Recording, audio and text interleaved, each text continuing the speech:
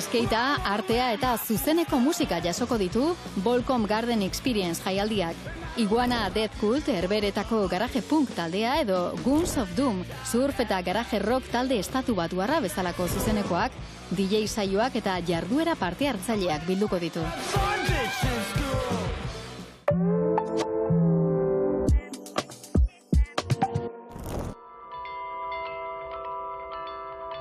Andrea Caneparen Inurri bideak, inguruko aztarnak eta seinaleak irakurtzeko beste modu batzuk proposatzen dituen erakusketa sentsoriala da.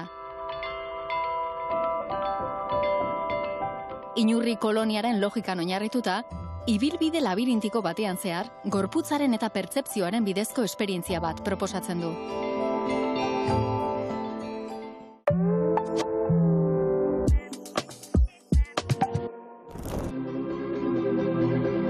Historikoki isildutako emakumeen amorrua gorputzetik aztertzen duen performansa da Laira Neumatika.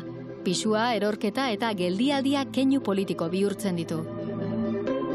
Gravitatearen eta gorputzaren presentziaren inguruko esperientzia eszeniko hurbila proposatzen du.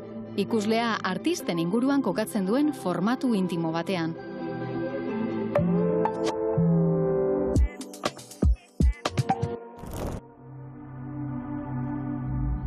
Zinema eta soinuaren arteko harremana aztertzen du Macarena Recuerda konpainiaren pelikula bat balitz proposamen eszenikoak. Soinuak irudiak eraikitzeko eta eraldatzeko duen gaitasuna jartzen du erdigunean, irudimenaren eta pertzepzioaren arteko joko batean.